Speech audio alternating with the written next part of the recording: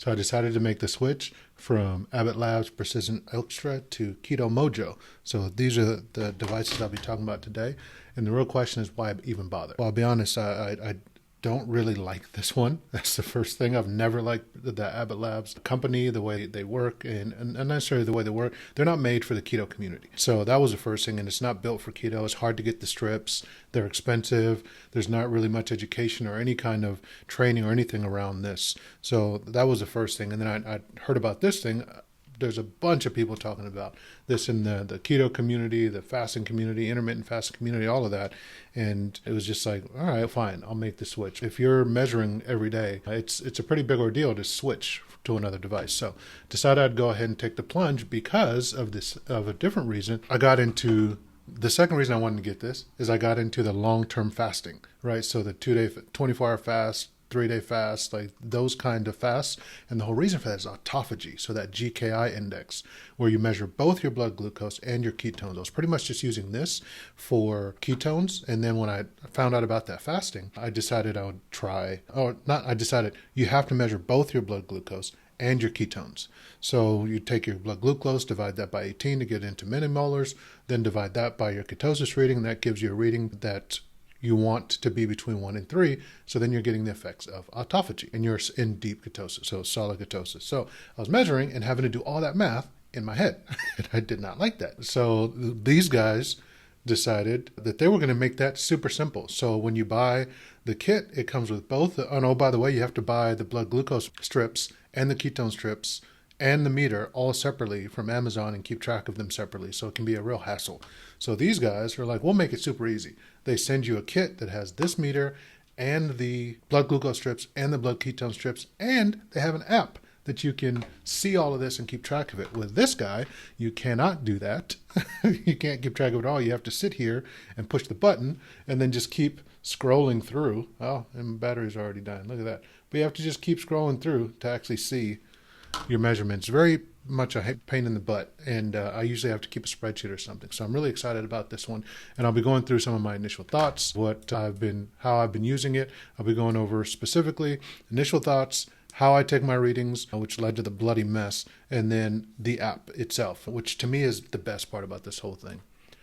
So first thing, initial thoughts. So this thing is the Keto Mojo. It came in this box with a massive paperwork. That was the very first thing I noticed. There's just a ton of paperwork. The packaging guy is on another level. Very well branded packaging, and there's just words and verbiage all over the dang thing. And there's plenty of writing, but what's missing is I just wanted to take it out.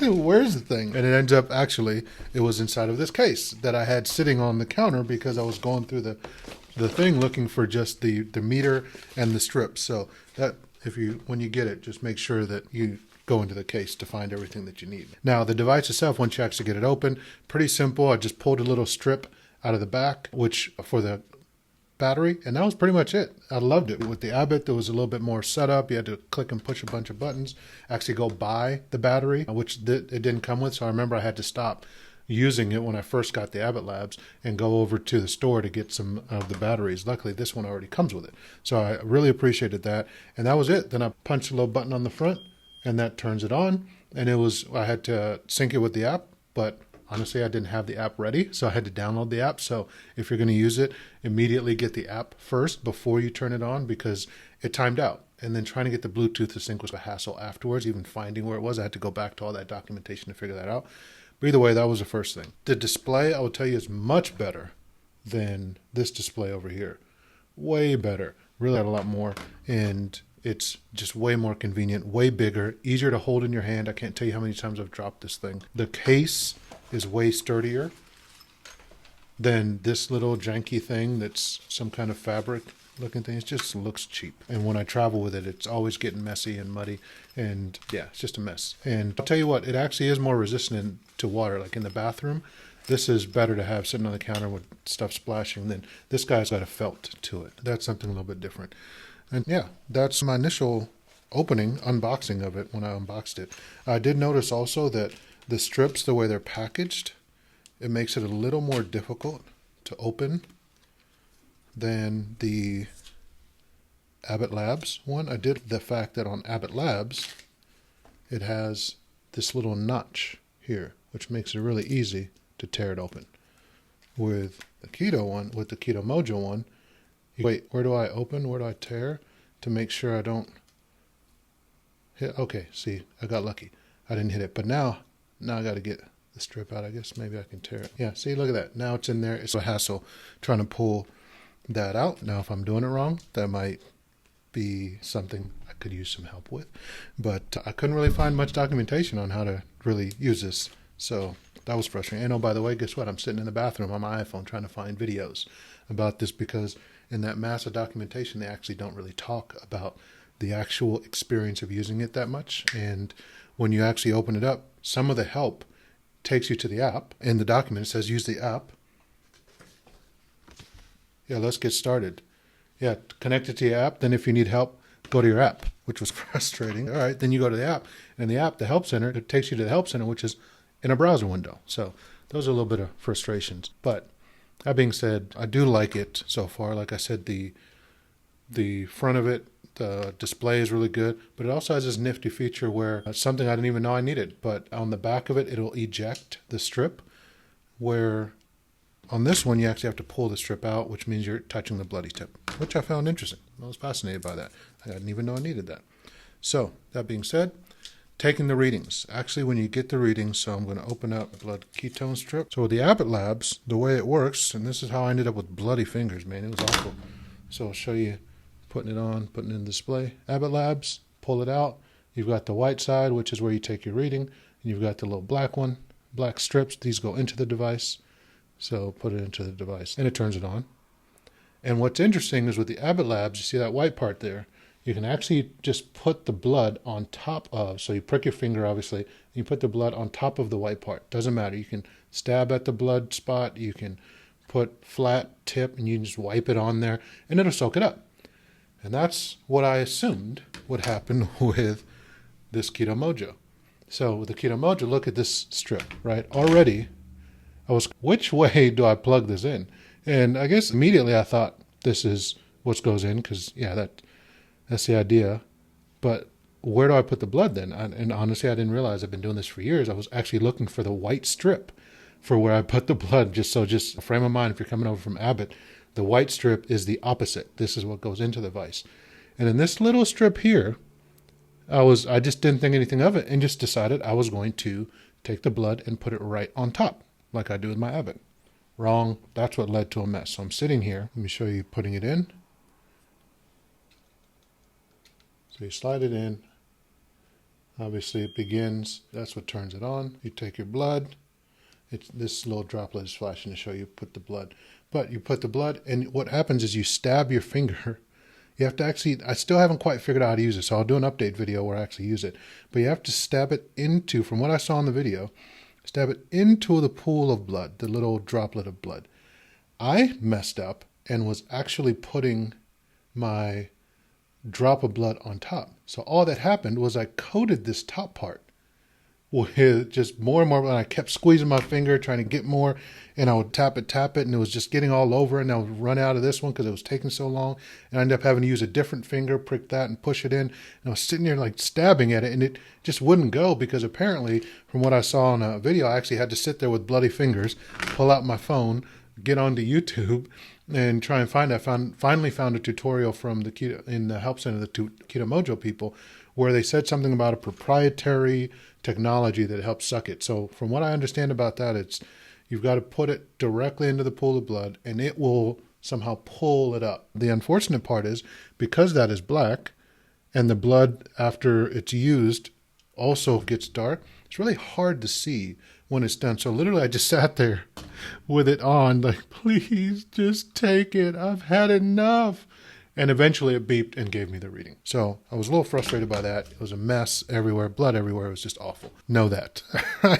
But what was nice is after I was done, I could eject it mess free. I didn't have to touch the tip again that was all bloodied and covered and soaked in blood. That's a bonus. Now, the readings. This is something that was a major, I didn't like this at all, is my readings for the first day were off from the Keto Mojo to the Abbot Labs, which honestly I didn't think that would happen. I wasn't sure about that, but obviously it probably can if they're calibrated differently, or if they're different devices, obviously. What was interesting was Now it wasn't off by much, but it was off enough, significantly enough, that I had to take pause. So I measured on the Abbot Labs. On that day, I was at a 0.3. And then on the Keto Mojo, I was at a 0.6 for my first measurement. And then I measured again today. And today it's much closer. So I'm at a 0.7 on the Keto Mojo, and I'm at a 0.6 on the Abbot Lab. So what I'm going to do is take some measurements going forward over the next couple of weeks on both devices for both blood glucose and ketosis and see how the numbers compare. So stay tuned for that. All right, lastly, the app, my favorite part of this thing, because that's what really excited me. This guy doesn't even have one. There's no such thing. And that was one of the main reasons I wanted this, is because, or actually I was pleasantly surprised. I didn't expect that from the Keto Mojo. I expected a good device that does GKI already, but I expected to have to click through like this to see all of them, see all my readings. They have an app. And so what's nice about the app is I don't have to manually keep notes, and I can see historicals without having to scroll through on the actual device itself or keep a separate spreadsheet. So that is my favorite thing about it. And it is honestly, now I am almost fully digital with all my morning measurements. So my blood glucose, my ketone readings, my weight, all of these sync directly to an app, my food and my fitness app. So I have my withings for my scale, so my weight is synced directly, and I can see trend graphs without having to make my own charts and graphs. And then I have my MyFitnessPal, which also counts my macros and my calories that I eat every day, keeps track of my food and gives me charts and measurements that I can look at. And now my ketosis readings and blood glucose readings, my most important ones. I still don't have anything digital for my waist readings and my blood and my caliper readings, but that's okay. I've got it, almost all of it here. So excited about that. And more importantly, the app itself calculates the GKI. So how deep I am into autophagy, I'm pumped about that. So really excited. It makes that super easy. Added bonus, surprise feature, it has supply management. So I can look at on the bottom right, enter how many strips that I have, and it'll count those down as I use them. Bonus. I didn't even know that was a feature. I didn't know that was a thing. So I was excited about that. Now, be careful, because there's no real instructions on this, I guess.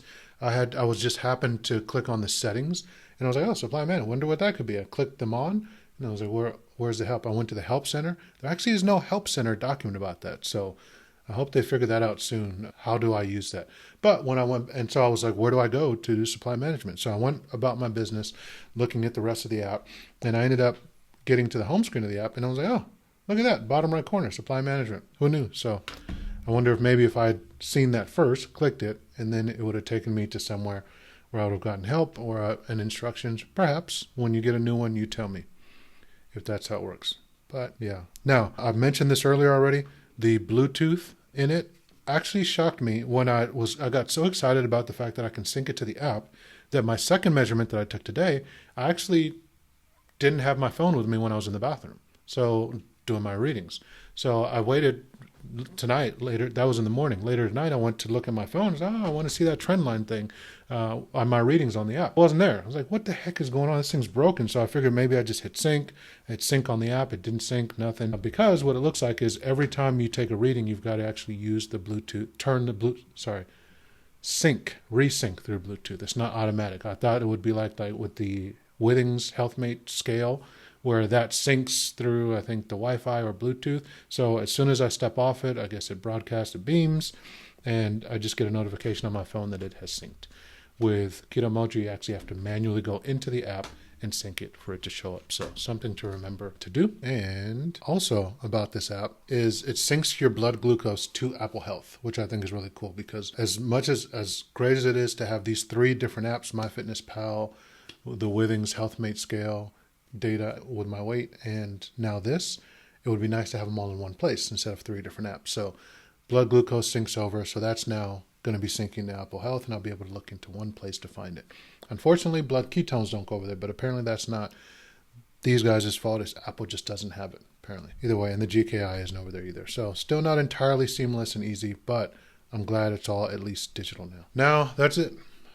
What am I going to do next? From here, what I'm looking at is I'm going to start taking measurements every day with both devices and just see what the difference is. I don't know if one's right or wrong because I don't know what it actually looks like, but I just want to see how big of a difference there is. And just, I don't know, I'm curious like that. And then I'm also going to try and compare the cost of ownership. I think this guy might actually work out to be a little bit cheaper over the long run, but I'm not sure. So I'm going to analyze that for you and give you an update. And then I definitely am going to get better at using these test strips so I don't leave a bloody mess. Everyone, I'm going to do some more research on how to get this strip to this proprietary technology they have that's supposed to just suck it up and figure that out. I'm hoping there's some more documentation out there about it. So if you're going to be using the Keto Mojo, or if you're using Abbot Labs, highly recommend switching to the Keto Mojo already. I can already say this is better. Even with everything I said, I wanted to give a comparison, but this thing is already way better. Barring that experience of learning how to use it, which, by the way, it took me a while to figure this guy out too. How to get the right prick, the right sticking of the finger, getting it put in there properly. I can't tell you how many of these little ketone test strips I wasted because it timed out, and I didn't realize you can't. There's a timer. No one tells you that. By the way, this one does have one too. Make sure you use it before the timer runs out, and you can't re-put it back in if you've already used it. So like even the ones I use as a demo, I'll be interested to see if I'll be able to use them tomorrow when I take my measurements. But already I can tell you it's already night and day better. So I really like it. And I'll stay tuned. I'll let you know how it goes.